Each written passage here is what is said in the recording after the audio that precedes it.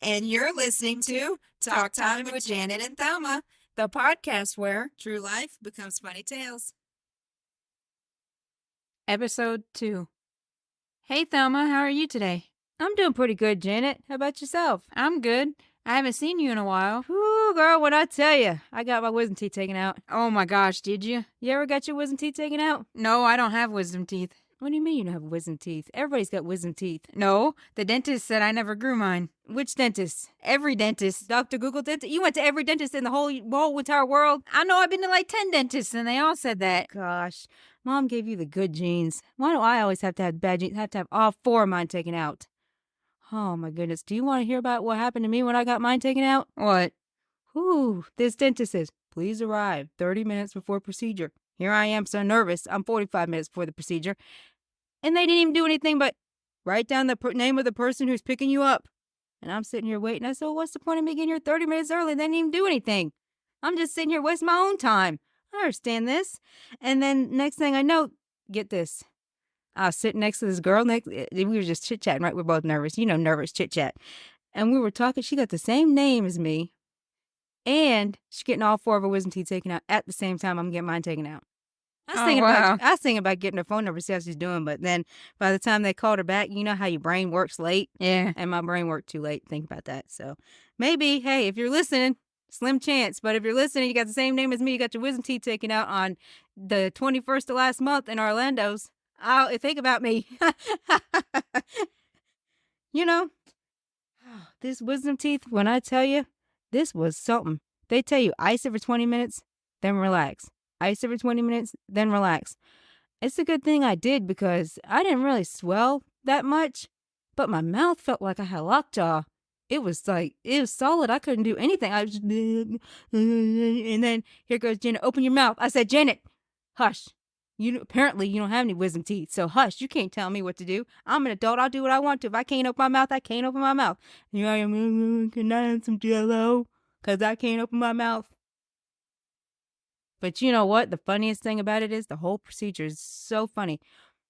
This facility, I think they really just want your money and they do whatever. Like they pull your wisdom teeth out, leave gaping holes, craters in your mouth and say, have a nice day. Because this doctor, he comes in and he says, ma'am, how are you doing today? I said, not too bad. He goes, well, I'm here to take all 4 of your wisdom teeth out. I said, yes, sir. I said, I paid my bill. That's what I'm here for. He says, well, this is going to make you feel sleep. And he never finished his sentence. Can you believe that? And you were asleep? I don't think I think he honestly, purposely, he just says, this gonna make you sleep. And he never finishes his sentence. I think he does it on purpose. He don't ever actually say sleepy because you'll be asleep before then. And the thing about it is, I gotta show you after we get out this podcast, all these funny pictures I took because here I am waking up, selfie 1, selfie 2, selfie 3. I was taking selfies. I was thinking I was looking good, blood dripping down my mouth. I got the gauze in my face. I look like a chipmunk already. I hadn't swelled, but the gauze made me look like a chipmunk. And then guess what I did? What? I was going into the car, and I said to the nurse, ma'am, I said, can I please have my glasses? Because I wear glasses. She said, honey, it's on your face already. And I went to reach, and I said, ooh, it is on my face, and I look good, don't I? She said, yeah, you look pretty good, honey. Blood dripping down my face. She said, you look pretty good, honey. And then I said to her, ma'am, she's put me in the car. And I don't understand why she's put me in the car. I said, ma'am, I'm here to take my wisdom teeth out. Can you take them out? And she said, honey, they've already been taken out. That's the only thing I remember. I don't remember anything else. It was an hour drive, and I don't remember the hour drive. But I do remember Walmart. I had to get Jell-O, because that's what they tell you, get Jell-O. And here I am at Walmart in this wheelchair. Somebody's pushed me in this wheelchair. And all I remember is going down one aisle and at the checkout. I hear beep, beep, beep, and I must have woke up. I must have been sleeping or something. Just sleep around here. But I got a video of me at Walmart, and I said, ooh, with my puffy cheeks, ooh, I look good. I look good. That's what I said. So you got to listen to this, because it's pretty good. You know what? Maybe I ought to get my wisdom teeth out all the time. Go to these. Maybe I'll grow some more. Maybe I'll grow yours and get them taken out again. And then see, there's our cat. Hi, cat. You want to hear about my wisdom teeth story too? It's traumatic, isn't it? I'm traumatized just as much as you are. Because when I got back to the house, I started looking in my mouth and saying, woo, you think they would have put more stitches in your mouth? Because it was craters, holes, gaping. But I got something funny to tell you. You want to listen to this funny thing about your wisdom teeth? What? According to Mrs. Dr. Google, see, she wants to listen too. According to Mrs. Dr. Google, they always say that your wisdom teeth get their nickname from the age in which they typically grow in. Wisdom teeth don't actually grow out until the dental arch becomes larger around 17 to 25. This time is referred as the age of wisdom. I don't think so. You think 17 to 25 is wise? You got more wisdom than you're a kid. But not as I think as an adult in your 30s, you'd have more wisdom. Well, excuse me, 40s, because some people still got a lot of room to grow in their 30s. But if the age of wisdom is 17 to 25, we need to start sending kids to college at 16. Because what are we doing wasting education at 10th grade, 11th grade, 12th grade? I don't think we could use any of that. But, that's just me. That's just Thelma speaking her mind like she always does. But okay, so now what you guys really came for is this exciting story about me in this El Paso airport and them thinking I was a drug smuggler. Are you ready for this, Janet? Sure. I don't really think you are ready for this because this is kind of a story of a lifetime, to be honest with you. Kind of a Thelma. Actually, it's not a once-in-a-lifetime story for Thelma. It's like an everyday occurrence because something like this always typically kind of happens to me. And it's just funny to kind of laugh at the end. But when this process is happening to myself, I'm always panicked. I live every day of my life in a panic state. Well, not really. Not really, But still, sometimes I am kind of on a little panicky side because something's happening to me that's traumatic. And then later on, 5 minutes later, I'm laughing at myself saying, that wasn't that bad. Then an hour later, something's happening to me again. But this time, what happened to me was, it was actually a dark and stormy night on Halloween back in the year 1968. No, I'm just kidding. I'm just playing. What really happened was, remember when I was at that White Sands National Park, Janet, and I decided to go hike on the trail and got lost? Yeah. Halfway through, I was very excited because I finally found out I made the halfway mark. I was very excited and said, you know what? Let me take some of this sand from this park as a souvenir. I think it'd be pretty, go back and decorate it, make little tiny doll people and put them all in here, have a playground and everything with the sand. So, I took some and I got back to the house, started packing my suitcase. After I had hiked all that, I was happy I had this white sand. But after this story, I'm still happy I have it, but kind of a hard way I got it. Because I got back to the house and started packing this suitcase. And I'm one of those kind of people that like to pack a whole bunch of stuff. I'm sure you, Janet, you pack one little tiny suitcase. You don't even get a suitcase. You get one little tiny Walmart bag, throw a couple shirts in and have a nice day, right? See, for me, I got this suitcase and not one suitcase, not two suitcases, 3 suitcases for a month-long vacation, a backpack, and everything else you can think of. And for me, I have these suitcases where I have to actually go and sit on them for them to close. So here I am back at the house, getting ready to pack for my trip, going back down to where I live. And the only thing I could do, because I was running out of space, was to sit on my suitcase and go, and my friend says, you need some help? I say, yeah, you get on one end, I get on the other. And we're sitting here and finally got it closed. And I said, you know what? I said, I don't have any room because, I'm worried about this 50-pound weight. Even though Southwest is a very good airline to fly, they don't pay me to say that, but Southwest is a very good airline to fly with. I always fly Southwest since as long as I can remember. But they do have these 2 free checked bags, but weight limit of 50 pounds. And so here I am panicked, I'm going to be over 50 pounds. So what do? I take this white sand and I decide to put it in my carry-on. And because of that, here's where the story gets funny. Because remember, and I'm going to test you later. Remember, I had to sit on the suitcase to get it closed, all 3 of them. So this can be an interesting story. The morning I'm leaving to go to the El Paso airport. My flight is at 1 o'clock. Takes about an hour and a half to get to the airport. And so we leave about 9 o'clock because you have to get a little bit early, go through security and everything. And my friend goes, I'll drive to the airport. I don't mind. She's not really a good driver, but I was kind of boo-hoo crying, me. Every time I leave my friend, I say, I'm gonna miss you. I'm gonna miss you, girl. This has been a month-long vacation, but I think I may need to stay because I'm traumatized. Here I am crying on the whole ride. And she's like, oh, it's gonna be okay. I said, no, I'm gonna miss you. It's not gonna be okay. And so she's driving and driving. Here I am all watery, teary-eyed. I'm not paying attention. Of course, I don't even live here, so I don't know where I'm coming and going around here. And navigation skills are not my good strong suit, so we're about an hour. Remember, it takes an hour and a half to get to the airport. We're about an hour into this trip, and my friend turns to me and says, where are we going? We going to El Paso? I said, what do you mean, where are we going? You're driving. Don't you know where you're going? We're going to the airport. And she says, well, I'm going to Las Cruces. I accidentally took the wrong road. And I said, what do you mean? It's 10 o'clock now. What do you mean you took the wrong road? This is not Albuquerque. You're not allowed to take the wrong turn in Albuquerque. This is not allowed. Like, what? And here I am thinking, as I'm, this is not allowed. Because here I am crying. And I said, what do you mean you took the wrong turn? What do you mean? And she says, well, she said, there is a turn back here, but it's going to take us an extra hour to get to the airport. So I said, oh no. Oh no. Please don't let me miss my flight. Please. I can't miss the flight.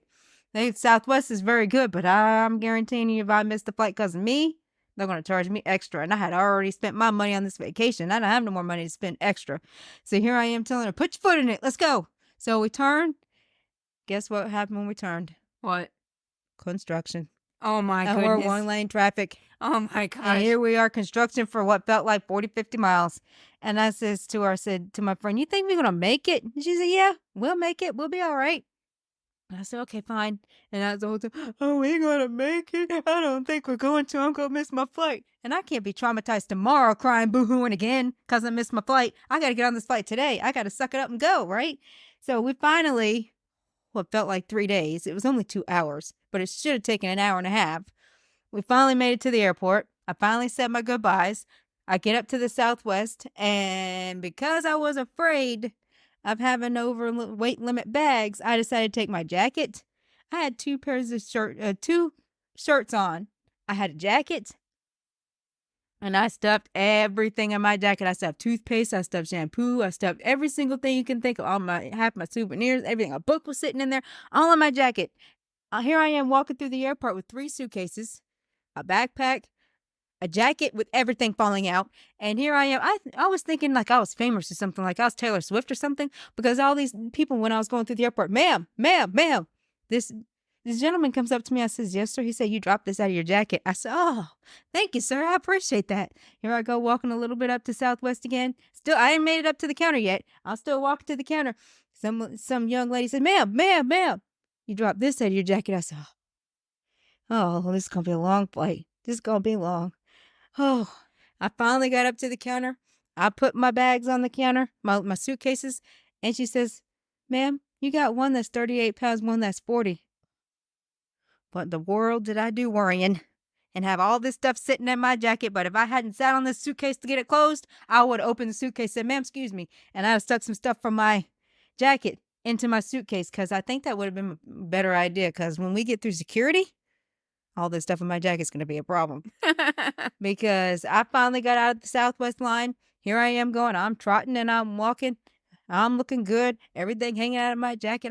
Listen, I wanted to make sure that I had waters. So I took an empty water bottle because, going through TSA, they don't like you have water in your bottle. I had an empty water bottle, stuffed it into my shirt because I didn't have no more room. My jacket was filled, everything. So here I am walking with a filled jacket with all of this everywhere you can think of. And what do these people do? You have to go up escalators. Why would they do escalators when you got suitcases and you got young children? This is a hazard. So here I am saying, well, which one are you going with me? Because one suitcase got to stay and backpack's got to stay. I can't carry it all at one time. So I'm up and down, up and down. Now I finally made it to the TSA line, and I'm sitting there waiting and waiting. You know how long these lines are. So I'm sitting here waiting and waiting, and I finally get through, get up to the counter, hand them my driver's license, hand them everything, and then I start undressing. Feel like I'm getting naked. Got to take my shoes off, got to take my socks off. Anybody that's ever flown knows all these procedures. Take your laptop out of your case, everything. So here I am taking up 4 bins with all my stuff I got. All these people behind me probably thinking, ma'am, can you hurry up? I'm just like, I'm only one person here. Come on now, I can't hurry up. And so I get through here. I'm finally starting to put my They're putting everything through this scanning machine right here.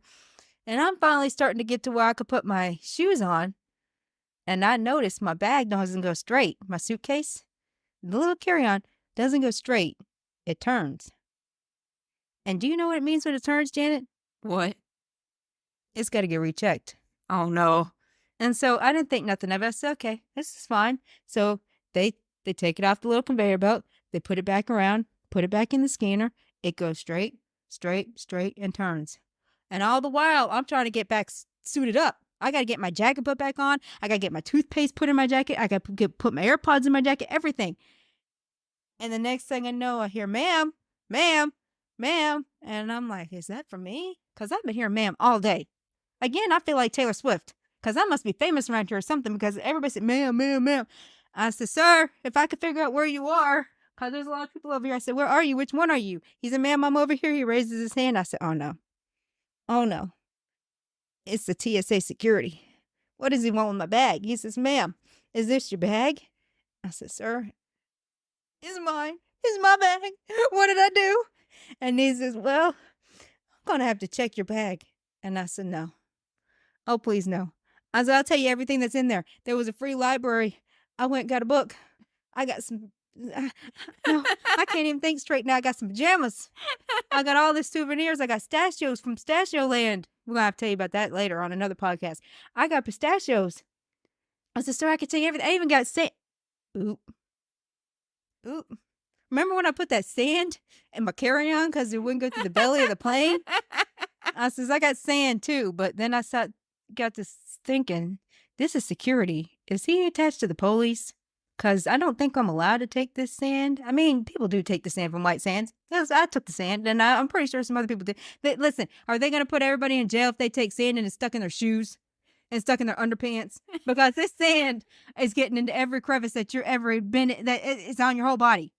So everybody's going to be going to jail then. So I'm thinking, well, I said, just sand, sir. Even though there's no beach around here, it's just sand. He says, well, ma'am, I got to check your bag. I said, oh, great. Okay, sir. I said, I'm going to have to sit on the suitcase to get it closed again, but you are more than welcome. Go ahead. And the whole time I'm sitting there panicking, guess what I did? I dropped everything. My headphones went. It started one earbud's here, one earbud's in China. Because everybody's saying, ma'am, here's this piece. Ma'am, here's that piece. There's Taylor Swift again. Ma'am, here. Ma'am, here. I said, I know I'm dropping everything. I'm sorry. And they said, no, you're okay. I finally got situated, done everything. Next thing I look up and guess what I see, Janet? What? I don't see just one TSA security. I see two. Wait a minute, I said three. No, I see four and a dog. Oh, my gosh. And what do you need all these people to just search my bag for? And then here they go. Open up that Walmart bag. Open up that Ziploc. And here they go. Pulling it out and testing it. Oh, my gosh. They're thinking it's drugs. I said, no, sir. Sir, here I am running through my mind. What am I going to say? I said, sir. I said, I promise you, it's nothing but sand. I said, see, I got a friend over here. She lives in El Paso, and she's got this really nice, fancy $2 million house, and she put a lake on the house, and I just really like the lake, and there was a whole bunch of sand, and here I am stuttering. He knows I'm nervous. I said, oh, no, he's going to know, sweat pouring down my face. I said, he's going to know I did so.